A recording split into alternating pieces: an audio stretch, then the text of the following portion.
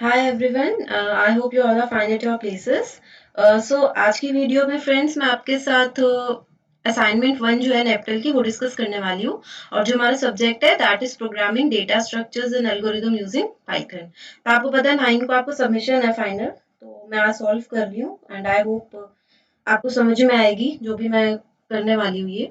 सी अगर आपको नहीं पता तो आप अपनी मेल आईडी ओपन कर लेना जिससे भी आपने नेप्टल पे रजिस्टर करा था, और उसमें असाइनमेंट वर्ड जो है सर्च में डाल देना। वहां पे आपको जो मतलब डिपेंड करता है आपको कितनी मेल्स आ रखी है, बेस्ड ऑन दैट आपके पास असाइनमेंट 1 का लिंक आया होगा। ठीक है, ऊपर जो लिंक आ रखा है वो आपके पास है लेक्चर्स का, बट ऑब्वियसली अगर आपने लेक्चर्स पढ़ रखे हैं तो आपने खुद सॉल्व कर ली होगी। नहीं तो फिर ये असाइनमेंट 1 का लिंक है, यहाँ से लेक्चर्स का लिंक ओपन हो रहा होगा। फिलहाल मैं उस पर डिस्कशन नहीं कर रही हूँ, मैं सिर्फ आज सॉल्यूशन पे वर्क कर रही हूँ। तो मैंने इस लिंक पे क्लिक कर दिया जो असाइनमेंट 1 का था। ठीक है, 4 क्वेश्चंस है, इजी से हैं और सिंपल से हैं। अगर आपको बेसिक आता है लैंग्वेज का, आपने अपने फर्स्ट सेमेस्टर में या सेकंड सेमेस्टर में सी लैंग्वेज पढ़ी होगी, तो अगर आपको थोड़ा सा भी नॉलेज है कि फंक्शन क्या होता है, लूप क्या होता है, तो आप ये असाइनमेंट कर पाओगे। ये ऐसा कोई डिफिकल्टी लेवल नहीं है, ये सिर्फ आपका लॉजिक चेक कर रही है। बट ये बहुत मैंडेटरी है कि आप इसमें ठीक मार्क्स स्कोर करो। रीजन भी आपका जो नेप्टल का कोर्स है वो तभी होता है क्लियर जब 25% मार्क्स असाइनमेंट और 75% जो आप एग्जाम देते हो उनको हम मिला के ही करते हैं। तो it is very much important कि आप असाइनमेंट भी ठीक सॉल्व करो। ठीक है, स्टार्टिंग में रूल्स है कि वो एज्यूम कर रहा है पाइथन 3 को आप यूज कर रहे हो। पाइथन 3 का मतलब है पाइथन के काफी सारे वर्जन है, अगर आपने वीडियो देखा है 2 भी है 3 भी है। जिन्होंने डाउनलोड करा उनको पता ही है 3 वाला वर्जन आपको अवेलेबल हो रखा है, 2.7 तो कोई यूज ही नहीं करता आजकल। तो 3.x ने लिख रखा है उसने, सिर्फ 3 लिख रखा है ये बताने के लिए कि थर्ड वाला वर्जन ही अभी उसमें है। ठीक है, इसके साथ उसने ये भी बोल दिया कि अगर आपकी स्ट्रिंग टाइप का कोई आंसर आ रहा है तो उसको आपको कोट्स में डालना है, चाहे सिंगल में डालो चाहे डबल में डालो। और अगर आपके कोई वैल्यू ऑफ टाइप लिस्ट है तो उसको स्क्वायर ब्रैकेट में डालना है। बट फिलहाल ये दोनों ही चीजें इस टेस्ट में यूज नहीं हो रही हैं। ठीक है जी, तो सबसे पहले चलते हैं अपने पहले क्वेश्चन पे। वो बोल रहा है what is the value of G728 for the function. तो उसने अब आपके साथ ये तो कोड है बाद में देखेंगे, सबसे पहले एक वर्ड यूज किया है फंक्शन। तो क्लास आपको पता होना चाहिए, अगर आपने सी लैंग्वेज पढ़ रखी है तो डेफिनेशन तो आपको फंक्शन की पता ही होगी। कई बार हम क्या चाहते हैं कि कुछ पीस ऑफ कोड होता है हमारे पास जो हम रीयूज करना चाहते हैं, बार बार नहीं लिखना चाहते। जैसे आपने एडिशन सब्ट्रैक्शन इनके फंक्शन पक्का बना के एक बार सी में रन कर चुके हो लैब में, तो उसमें हम क्या करते थे कि हमको बस एक बार बनाना पड़ता था। एक बार एडिशन का कोड लिखना पड़ेगा ए प्लस बी का, और जितनी बार भी उसको यूज करना है तो बस उसके बाद फिर ऐड ऐड ऐड ही लिखना होता था, बाकी डेफिनेशन वो खुद उठा लेता था। तो फंक्शन का मीनिंग क्या होता है कि जिस भी कोड को हम बार बार रन करना चाहते हैं तो इसने एक फंक्शन का दिया जिसका नाम जी है। वैल्यू उसने उसके अंदर यानी जो आर्ग्यूमेंट है वो उसने क्या पास किया, 728 पास किया। तो यहीं पे उसने बोल दिया कि डेफिनेशन डीईएफ का मतलब होता है, देखो अब सिंटेक्स अलग होंगे, सिंटेक्स मतलब लिखने का तरीका पाइथन में अलग है, सी में अलग है। पाइथन में उसी चीज को आसानी से लिख लेते हैं, ज्यादा मुश्किल सिंटेक्स नहीं है, सी के ज्यादा मुश्किल होते थे। ठीक है, तो अगर पाइथन में कोई भी फंक्शन बनाना है तो आपको लिखना है डीईएफ। डीईएफ का मतलब डेफिनेशन, डायरेक्ट डेफिनेशन पे काम करते हैं हम, इसके अंदर डिक्लेरेशन नहीं होती सी की तरह। तो मैं यहाँ पे ये बता रही हूँ कि भाई मैं डेफिनेशन दे रही हूँ, उसके बाद तुमने जब जी और ब्रैकेट वाई लिखा तो कंप्यूटर ऑटोमेटिकली समझ गया कि फंक्शन की बात हो रही है, क्योंकि पहले हमने क्या किया, एक नाम लिखा और उसके बाद हमने एक ब्रैकेट लगाया जिसके अंदर हमने एक आर्ग्यूमेंट पास कर दिया, तो कंप्यूटर ऑटोमेटिकली समझ गया कि बात किसकी हो रही है, फंक्शन की हो रही है। एंड उसके बाद हमने क्या लगा दिया, कॉलन लगा दिए। अभी सिंटेक्स पे इतना मत जाओ क्योंकि स्टार्टिंग के जो 2 असाइनमेंट्स है वो सिर्फ आपको लॉजिक सिखा रही हैं, जो एक्चुअल सिंटेक्स है और कोडिंग करते कैसे हैं वो आगे की वीडियोस में आएगा, तो अभी मेरा भी ध्यान उतना नहीं है, हम सिर्फ लॉजिक समझेंगे इस वीडियो में। लेकिन थोड़ा सा मैं आपको सिखाते जाऊंगी कि आपको पता तो हो आप कर क्या रहे हो। तो यहाँ पे बेसिकली हम ये कह रहे हैं कि भाई हम एक फंक्शन चला रहे हैं, फंक्शन के अंदर आगे वहां हमने अब देखो इसके अंदर आगे, अब पाइथन के अंदर ये वाले ब्रैकेट्स नहीं होते। आपको अगर याद हो तो आपका जो वो होता था सी लैंग्वेज, उसके अंदर आपको ऐसे वाले ब्रैकेट्स मिला करते थे ब्लॉक बनाने के लिए, है ना। अब पाइथन में ये नहीं होते। पाइथन के अंदर क्या होता है, जहां पे तुम कॉलन लगाते हो, जैसे मैंने लिख दिया डीईएफ और मैंने फिर यहाँ पे लिख दिया जी और कुछ भी वैल्यू डाल दी और मैंने ये कॉलन डाल दिया, तो अब मेरा जो एंटर करूंगी तो कोड ऑटोमेटिकली यहाँ आएगा। और यहाँ आने का मतलब क्या है कि भाई हमने क्या करा है, हमने ये ब्रैकेट लगा दिए, यानी हम ये ब्रैकेट नहीं लगाते पर ऑटोमेटिकली कंप्यूटर के लिए वो कोड क्या हो जाता है, एक ब्लॉक के अंदर आ जाता है। तो इंडेंटेशन वर्क करती है। ये जो स्पेस बना हुआ है ना, अब ये बताने के लिए कि अब जो आगे कोड आ रहा है वो इसका पार्ट है। अब ब्रेसेस तो लगा नहीं रहे तो उसको पता कैसे चलेगा, तो वो थोड़ा सा स्पेस छोड़ के अंदर आ जाता है, तो उसको हम इंडेंटेशन बोलते हैं। एमएस वर्ड में भी आपने ये वर्ड्स सीखे होंगे, ठीक है। तो हम यहाँ पे कहाँ पर थे, हम यहाँ पर थे कि आपका जी वाई जो है वो जी वाई था, उसके बाद बी की वैल्यू 0 हुई।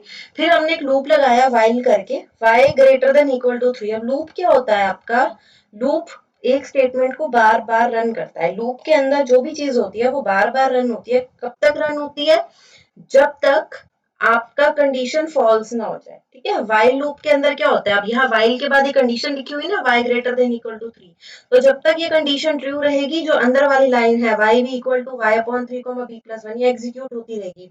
और जब ये कंडीशन फॉल्स हो जाएगी, यानी जब y की वैल्यू 3 से कम हो जाएगी, तो बाद में क्या लिखा हुआ है, रिटर्न v, तो वो v की वैल्यू आपको रिटर्न हो जाएगी, ठीक है। तो अब हम क्या करने वाले हैं, मैं आपको ये कोड पूरा रन नहीं करने वाली हूँ, मैं मैनुअल रन करके दिखाने वाली हूँ कि एक्चुअल में काम कैसे करता है, ताकि आपको समझ में आए कि लॉजिक वर्क कैसे करता है। ओके, तो ये आपका कोड था, ये मैंने पहले लिख दिया है। मेरे को इसकी वैल्यू निकालनी है, g ऑफ 728, मतलब g के अंदर जब मैं आर्ग्यूमेंट 728 डालू तो मुझे ये बताओ ये कोड आंसर क्या देगा। कोड है क्या, मैंने बोला g ऑफ y, यानी ये y है आपका, ये ऐसे चले। सबसे पहले अब देखो, या मैंने बोला ना कि इसमें कॉलन लगा दिया, तो कॉलन लगाती है, कोड अंदर जा रहा है। जब ये स्पेस लीव हो गया ना, इसका मतलब कि ये जितना भी बाकी का कोड है, ये सारा किसका पार्ट है, इस फंक्शन का, मतलब ये तो रन हो गई होगा। तो जैसे फंक्शन आपका कॉल हुआ, डेफिनेशन पे आया, तो सबसे पहले बी की वैल्यू हुई 0। तो आप समझ सकते हो कि ठीक है भाई, बी की वैल्यू होगी मेरी 0। उसके बाद उसने बोला भाई ये कंडीशन चेक करो। उस कंडीशन में क्या है, जब तक y की वैल्यू 3 ये 3 से ज्यादा है, ये सिंबल आपको पता है, ग्रेटर देन इक्वल टू। तो मतलब मैं बोल रही हूँ जब तक y की वैल्यू या तो 3 के बराबर है या 3 से ज्यादा है, कंपैरिजन हो रहा है यहाँ पे, तो क्या हो, तो y के बाद भी अब मैंने यहाँ कॉलन लगा दी और अंदर आ गई। अब देखो जैसे कॉलन लगाए, तो आगे वाली जो लाइन है वो इसके थोड़ी दूर है। दूर होने का मतलब, यानी ये जो स्पेस आ रहा है, इसका मतलब है कि लूप की लाइन है ये, मतलब लूप की कंडीशन है ये। और लूप किस लाइन को एग्जीक्यूट कर रहा है, इस लाइन को। अगर कंडीशन जब भी ट्रू रहेगी तो ये वाली कंडीशन रन होगी। जैसे ही लूप फॉल्स हो जाएगा, तो अंदर वाली कंडीशन रन नहीं करेगी और वो किसके बाहर आ जाएगा, ये दोनों सेम लेवल पे है, रिटर्न और वाइल। तो फिर वो आपको बी की वैल्यू रिटर्न कर देगा, जैसे आपका सी में कोड चलता था। तो अब आपको आई थिंक क्लियर हो गया होगा कि ये कोड चलेगा कैसे। अब y की वैल्यू है क्या आपकी, y की वैल्यू है 728, तो आप अच्छे बच्चों की तरह क्या करोगे, आप चेक करोगे क्या भाई 728 ग्रेटर देन इक्वल टू 3 है, हाँ भाई बिल्कुल है। अगर है तो लूप के अंदर जाओ। अब लूप के अंदर हम क्या बोल रहे हैं कि y और b की नई वैल्यू क्या हो जाए, y को 3 से डिवाइड कर दो, यानी 728 को 3 से डिवाइड कर दो, है ना। और साथ में b की वैल्यू को 1 बड़ा कर दो, तो b की वैल्यू क्या थी 0, तो 0 प्लस 1 1 हो गया। और अगर आप 728 को 3 से डिवाइड करते हो, तो आपके पास आंसर आता है 242.66666667। अब आप बोलोगे भाई इतना लंबा आंसर क्यों ले रही हो, पर लेना पड़ेगा। उसका कारण क्या है, पूरा लेना पड़ेगा जब तक ये एंड नहीं होता। एंड द रीजन इज कि भाई हम क्यों ले रहे हैं, ये भी मैं आपको बता देती हूँ। क्योंकि ये कंप्यूटेशन हम मान के चल रहे हैं कंप्यूटर कर रहा है ना, तो हमें एग्जैक्ट वैल्यूज पे ही काम करना पड़ेगा। कंप्यूटर तो एग्जैक्ट वैल्यूज पे काम करता है, इसी चक्कर में मेरे को सारी डिवीजन करनी पड़ेगी। अब ये तो हो गया पंगा, क्योंकि अब अगली बार फिर, क्योंकि ये कंडीशन ट्रू हुई, तो अगली बार मेरी स्टेटमेंट कहाँ जाएगी, वापस से कंडीशन पे। अब कंडीशन के मुताबिक ये जो इतनी लंबी वैल्यू आई है, ये मेरा नया y है, क्योंकि मैंने ये लिखा था ना y भी इक्वल टू दिस, यानी जो y और 3 डिवाइड है तो वो नई y की वैल्यू बन गई, और b में 1 ऐड किया तो वो नई b की वैल्यू बन गई। तो अब इस नए y की वैल्यू को आपने चेक करना है, क्या वो 3 या 3 से बड़ी है, बिल्कुल है। तो दोबारा से अब इसको 3 से डिवाइड करो। अब इसको 3 से डिवाइड करोगे तो 80.88888889 आएगा, और बी की वैल्यू 1 हो जाएगी। ये तो मुसीबत होती गई। तो क्या ये तरीका है, तो बेसिकली अब हम मैथ्स के स्टूडेंट तो है नहीं जो ये क्वेश्चन हमारी कैलकुलेशन चेक कर रहा होगा, ये हमारा लॉजिक चेक कर रहा है। कैलकुलेशन नहीं। तो ये क्वेश्चन आपको ऐसे सॉल्व नहीं करना।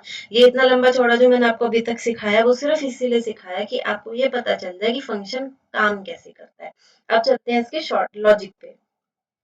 देखो लॉजिक इसका ये है, अब समझना अच्छे से। मैं किसकी वैल्यू निकाल रही हूँ, जी ऑफ 728। और मेरा लॉजिक क्या कह रहा है कि जब तक y की वैल्यू 3 या 3 से बड़ी रहेगी तब तक मैं y को 3 से डिवाइड करती रहूं और b को 1 ऐड करती रहूं। और जब y की वैल्यू 3 से कम हो जाए तो जो भी b की वैल्यू हुई हो वो मेरे पास आ जाए। वही चाहिए, मैंने रिटर्न करना है ना b, मतलब मुझे b आंसर में चाहिए। आपको पता है 728 के नियरेस्ट 729 है, और 729 आपको पता है वो क्या है, 3 into 3 into 3 into 3 into 3 into 3, 3 3 the 9, 9 3 the 27, 27 3 the 81, 81 3 the 243 and 243 3 the 729। मतलब अगर ये फंक्शन 729 के लिए चलता तो क्या होता, पहली बार 729 के लिए चेक करता, हाँ भाई वो 3 से बड़ा है, तो 729 को क्या करता, 3 से डिवाइड करता और b की वैल्यू 1 कर देता। ठीक है, वो ऐसे फिर दूसरी बार रन करता और b की वैल्यू 2 कर देता। ऐसे वो कितनी बार रन करता, हमको यहाँ से पता चल रहा है 6 बार, क्योंकि 6 बार में मेरे पास क्या आ जाता है 729। तो यानी मेरी b की वैल्यू क्या हो जाती, 6। जितनी बार ये रन कर रहा था ना लूप, b की वैल्यू उतनी हो रही थी। जब पहली बार रन किया था तो b की वैल्यू 1 हुई थी, जब दूसरी बार रन किया था तो b की वैल्यू 2 हुई थी, राइट। तो ये अगर 729 होता तो ये आपका 6 बार चलता और आपकी b की वैल्यू होती 6। अब जो मैं ये सेम चला रही हूँ, मैं चला रही हूँ एक नंबर कम पे। क्योंकि मैं एक नंबर कम पे चला रही हूँ इसीलिए जब मैं डिवाइड कर रही हूँ, तो जैसे अगर मैं पहली बार डिवाइड करती तो यहाँ 243 आता है ना, तो अब मेरे पास 243 ना आके क्या आ रहा है, 242 पॉइंट समथिंग। ठीक है, मतलब थोड़ा सा कम आ रहा है। ठीक है, अगली बार जब मैं डिवाइड कर रही हूँ तो 81 की जगह 80 पॉइंट समथिंग आ रहा है। इसका मतलब थोड़ा थोड़ा लेस होता जा रहा है, थोड़ा थोड़ा लेस हो रहा है। इसका मतलब ये जो लूप आपका 6 बार चल रहा था जब 729 था, तो 728 वाला क्योंकि थोड़ा थोड़ा कम होता जा रहा है, तो वो पूरा 6 बार ना चल के आपका क्या चलेगा, 5 बार चलेगा। क्यों, क्योंकि जहां 81 होना चाहिए वहां 80 बन रहा है, जहां 243 बनना चाहिए वहां 242 बन रहा है। ऐसे ही करते करते जब वो यहाँ आएगा तो वो एग्जैक्ट 3 बनने की बजाय वो 2 पॉइंट समथिंग बनेगा फिफ्थ स्टेप पे। सिक्स स्टेप पे इसको 3 मिलना था ना पूरा, वो बराबर हो जाता। लेकिन अब 728 के केस में क्या होगा, वो वैल्यू हो जाएगी थोड़ी सी कम, 2 पॉइंट करके। और क्योंकि वो वैल्यू थोड़ी सी कम हो जाएगी इसी वजह से सिक्स्थ स्टेप पे लूप नहीं चलेगा अगर आपका नंबर हो 728। तो जो लॉन्ग मेथड है वो आपको सिर्फ इसीलिए सिखाया ताकि आप खुद डिवीजन करके देखो कि 5 स्टेप के बाद आपका जो लास्ट वो होगा वो आपका रह जाएगा 2.99, ना कि पूरा 3। और क्योंकि वो पूरा आपका 3 नहीं होगा इस वजह से लास्ट स्टेप 6 स्टेप नहीं चलेगा जैसा 729 में चलता। तो इसी वजह से आपका जो b की वैल्यू रहेगी इस केस में रहेगी 5। तो यहाँ पे अब आपको लॉजिक की नीड थी। आपको अगर 729 के लिए चलाना आ जाता तो 728 के लिए आप समझ जाते कि पूरा डिवीजन ना के थोड़ा थोड़ा कम होगा, जिस वजह से कायदे से ये 5 बार चलेगा। तो पहला जो क्वेश्चन है उसका आंसर जो रहेगा बच्चे रहेगा 5। तो आप लोग अब मेरे साथ मार्क करो, what you have to do is, ये आपके पहले असाइनमेंट है, इस पे क्लिक करो और इस पे आप टाइप करिए 5। ठीक है, हमने पहला क्वेश्चन कर लिया। चलो जी, अब आते हैं हम अपने दूसरे क्वेश्चन पे। दूसरा क्वेश्चन भी यही कहता है f of 90 minus f of 18। I am really sorry, video थोड़ी लंबी बनेगी, बट अगर आपने 2-3 वीडियो ऐसे देख ली फिर आपको क्लियर हो जाएगा concept, and then it would be quite easy for you people to do, और फिर आपको मजा भी आएगा। वो बोल रहे हैं F90 माइनस F89 करना है इस कोड के लिए। अब इसने हमें ये कोड दे रखा है, तो अब मैं क्या करूंगी, मैं पहले एक बार पॉज करके क्वेश्चन लिख लेती हूँ, उसके बाद मैं आपको समझा देती हूँ फंक्शन क्या होते हैं, लूप क्या होता है, इफ आपको पता है कंडीशन है, इफ भी कंडीशन चेक करती है कि जैसे यहाँ देख, अच्छा रेंज फंक्शन और है। पहले मैं आपको यह समझा देती हूँ, ये तो फंक्शन ही है, ये सारा कोड फंक्शन के अंदर है। ठीक है, यहाँ पे उसने एक लगाया आई इन रेंज 2 to n। देखो रेंज जो यहाँ पे एक मेथड होता है पाइथन के अंदर जो सी में आपको नहीं मिलता। रेंज अगर मैं लिख रही हूँ 2 to n तो इसका मतलब है आई की जो वैल्यू है, फॉर लूप क्या करता था, फॉर लूप आपको आप स्टार्टिंग वैल्यू देते थे और एंडिंग वैल्यू देते थे और इंक्रीमेंट या डिक्रीमेंट ऑपरेटर देते थे, इसको वैसा ही समझ सकते हो। लेकिन बस इतना सा फर्क है कि वहां पे जो लास्ट वैल्यू होती थी आई उसको भी लेता था ना, रेंज फंक्शन में जो आप लास्ट वैल्यू दे वो लेते हो वो इसको एक्सेप्ट नहीं करेगा। ये लूप आपका चलने वाला है 2 से लेके n-1 तक। तो मतलब 2 3 4 5 6 7, पहले आई की वैल्यू 2 होगी, फिर 3 होगी, फिर 4 होगी, फिर 5 होगी, फिर आई की वैल्यू n-1 होगी, तब तक तो ये चलेगा लूप। लेकिन जैसे ही आई की वैल्यू n हो जाएगी तो ये लूप चलना बंद हो जाएगा। उसके बाद इफ कंडीशन क्या होती है, इफ कंडीशन है, इफ जैसे आप लिखते थे ना, आपने ये तो कर ही रखा है, इफ के बाद आप कोई कंडीशन लिखते थे, अगर ट्रू होती थी तो उसके अंदर की ये स्टेटमेंट चलती थी, नहीं तो नहीं चलती थी। ठीक है, तो यहाँ पे वो कह रहा है n परसेंटेज है, ये परसेंटेज का सिंबल नहीं है, मॉड्यूलस का सिंबल है, ये आप सी में भी पढ़ चुके हो, सेम ही चीज है, यानी ये रिमाइंडर देता है।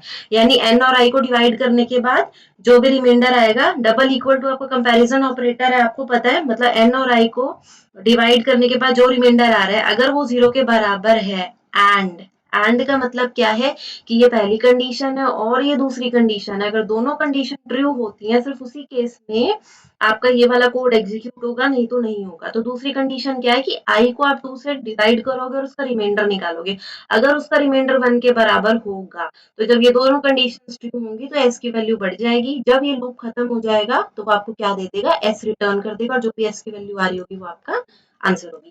तो अभी हम इसमें जल्दी से क्वेश्चन लिख देती हूँ ताकि फिर हम इसको कर सके, वीडियो इतनी लंबी नहीं बनाते।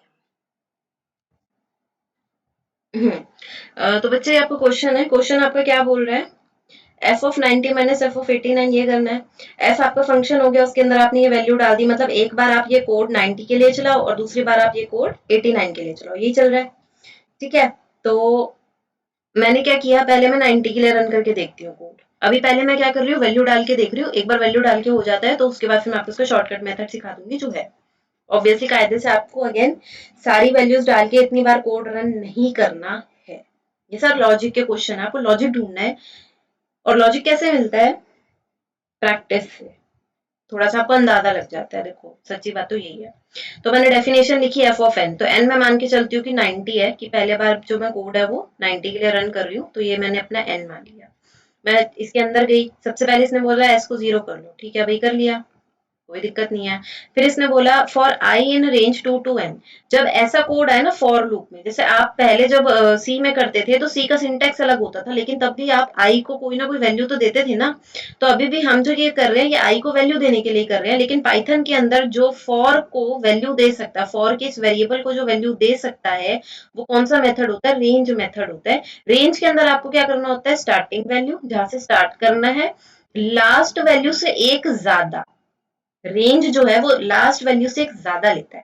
ठीक है, तो जैसे यहाँ पे अगर मैंने 2 कॉमा एन लिखा है तो एन अभी फिलहाल मेरा 90 है, तो इसका मतलब आई को कितनी वैल्यूज मिलेंगी, पहली बार आई को 1, फिर 2, सॉरी पहली बार आई को 2, फिर 3, फिर 4, और लास्ट में उसको जो वैल्यू मिलेगी दैट विल बी 89। 90 वैल्यू पे वो काम ही नहीं करेगा। ठीक है, 89 के बाद जैसे 90 वैल्यू होगी तो उसको इग्नोर कर देगा, वो इस लूप को बंद कर देगा। ठीक है, इसके बाद आप कॉमा करके अभी ये रेंज मेथड इतने पे भी कर सकते हो, नहीं तो अगर आप इंक्रीमेंट या डिक्रीमेंट ऑपरेटर लगाना चाहो जैसा आप दूसरे सी लैंग्वेज के फॉर लूप में लगाते थे तो आप वो भी लगा सकते हो। जैसे अभी यहाँ 1 का इंक्रीमेंट हो रहा है ना, अगर आप ज्यादा का इंक्रीमेंट करना चाहते हैं तो आप कॉमा करके वो नंबर लिख देते जितना आप इंक्रीमेंट इटरेट करना चाहते हो और आई की वैल्यू डालना चाहते हो। तो फिलहाल आपको पता चल गया कि 2 से लेके 89 तक सारी वैल्यूज आई के पास जाएंगी एक एक बार। जैसे अभी आई की वैल्यू 2 हुई तो क्योंकि ये लूप है तो अंदर जाएगा। अब अंदर हो क्या रहा है, अंदर हो रही है चेकिंग। चेकिंग किस पे हो रही है एन।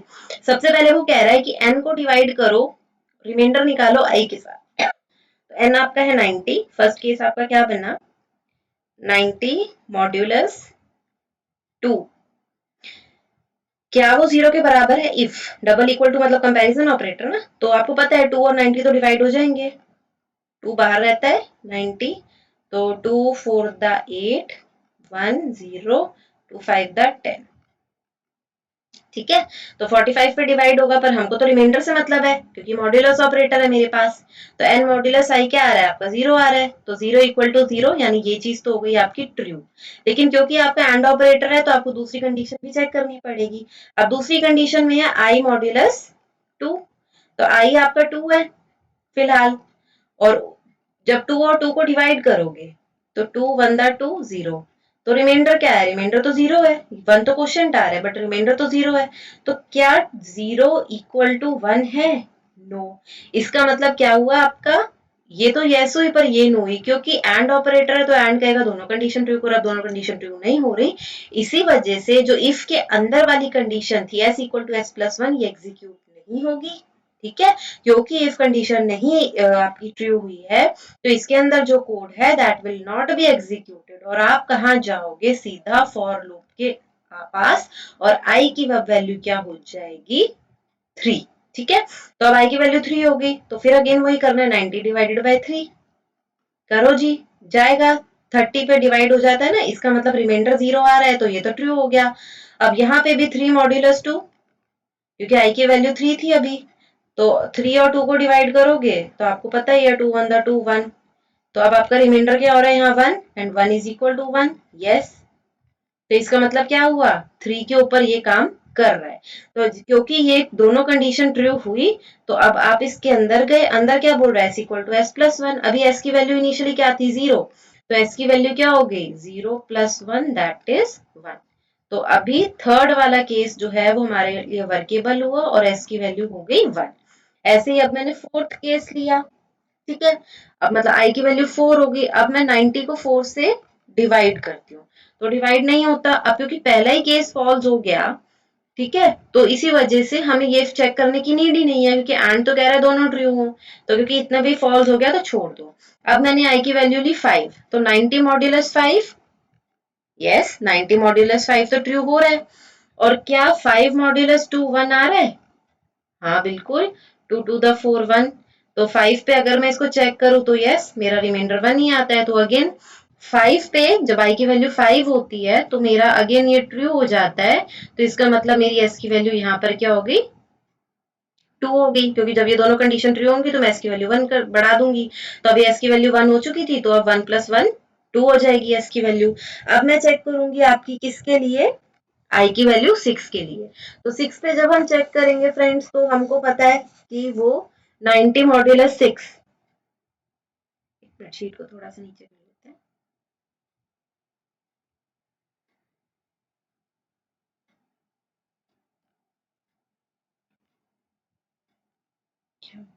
जी चलो कोई नहीं। 90 मॉड्यूलस 6 पे अगर हम चेक करें तो ये नहीं वर्क करेगा। 90 मॉड्यूलस 7 पे करें तो अगेन नहीं करेगा। ओके, तो अब हम आई इक्वल टू 7 पे चेक करते हैं।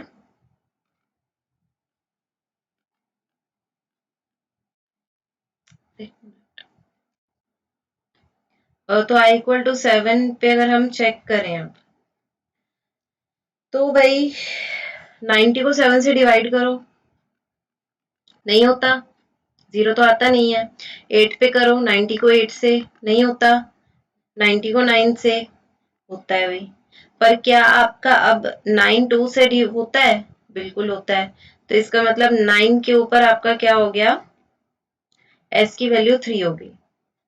ऐसे ही अब आप 10 पे चेक करो, तो 90 10 से होता है?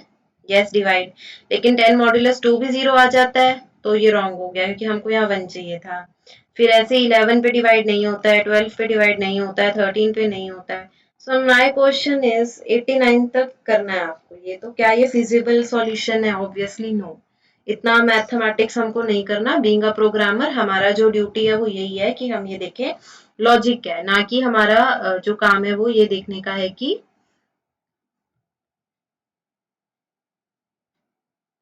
मैं रिकॉर्डिंग चेक कर रही थी, आज पता नहीं क्या हो रहा है। ठीक है, तो हमको लॉजिक ढूंढना है, तो अब जल्दी से बता देते लॉजिक कैसे मिलेगा। आई थिंक आपको ये समझ आ गया होगा कि रन क्या करना था।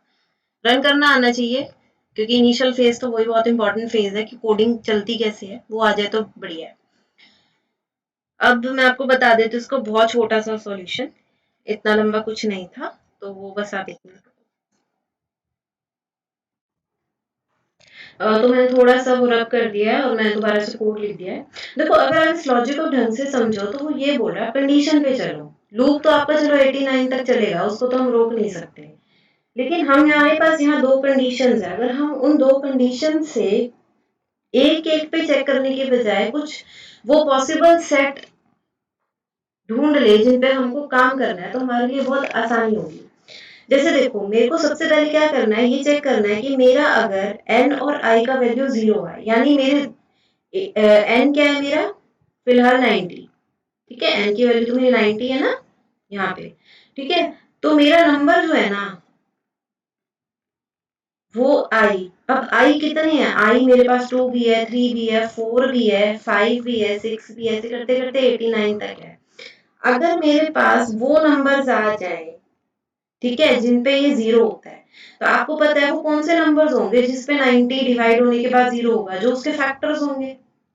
मैथ्स में इतना तो पता है, कौन सा नंबर 90 को डिवाइड करके 0 देगा, जो उसका फैक्टर होगा, उसके अलावा तो कोई भी डिवाइड नहीं करेगा। तो बेसिकली मैं सबसे पहले क्या करूंगी, 90 के फैक्टर निकालूंगी। तो 90 के फैक्टर्स आपको निकालने आते ही होंगे। देखो, 2 पे डिवाइड होता है, 3 पे डिवाइड होता है, 5 पे, सिंपल वाले तो कर ही सकते हो, 6 पे भी, और 9 पे और 10 पे। बेसिक फैक्टर्स हमने निकाल लिए। अब आप क्या कर सकते हो, इन्हीं को मल्टीप्लाई कर करके निकाल, जैसे 2 को 3 से किया तो 6 तो है ही, 5 टू द 10 है ही, 2 6 द 12, और 12 पे ये जाता नहीं, हमें एक पॉसिबल जल्दी जल्दी क्रॉस खत्म करने का ना मिल जाता है। तो इस ढंग से आप सिर्फ इन्हीं को आपस में मल्टीप्लाई करते जाओगे ना, तो आपके पास लिमिटेड नंबर्स आ जाएंगे और उनसे आपको पता चल जाएगा कि इसके फैक्टर्स है कौन से। तो अगर आप शॉर्ट में करोगे तो आपके पास ये फैक्टर्स निकल के आएंगे बस।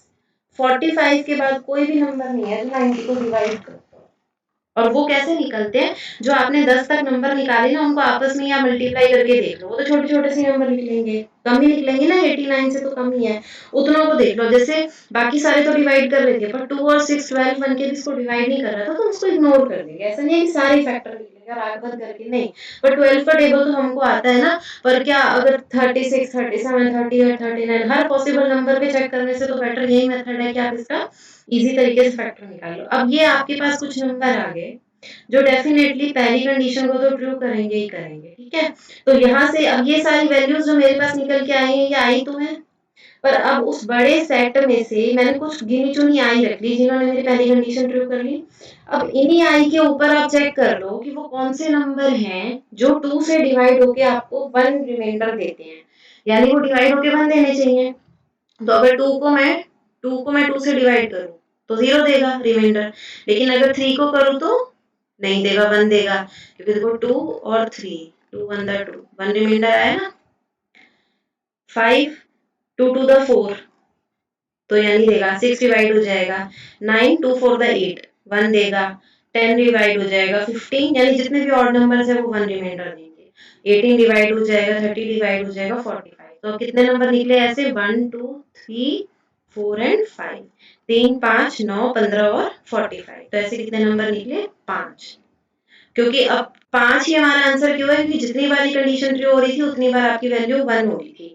पहली बार 1 जब डिवाइड हुआ था 1 हुई थी, दूसरी बार हुई थी तो 2, तीसरी बार हुई थी तो 3, तो ऐसा 5 बार आपकी ये ट्रू होगी कंडीशन, और क्योंकि 5 बार कंडीशन ट्रू होगी और 5 ही बार एडिशन हो रहा है, तो इसलिए आपका आंसर क्या रहेगा, 5। इसलिए अब आप इसका आंसर जो है अपने असाइनमेंट में जाके लिख दो।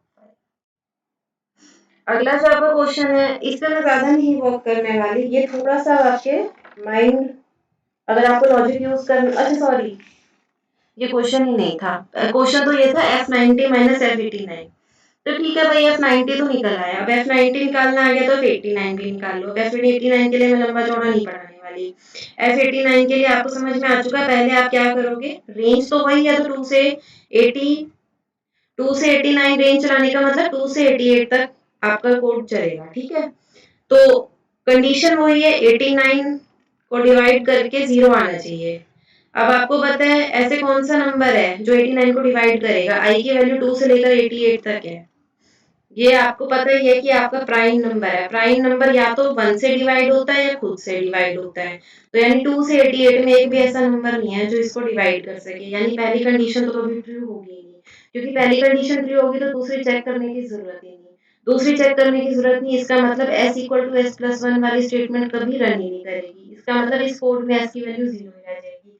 अब आपको करना क्या था, निकालना था F90 माइनस F89, F90 की वैल्यू 5, F89 की वैल्यू 0, क्योंकि ये कोड कभी रन ही नहीं हुआ, तो 5 माइनस 0 इज 5।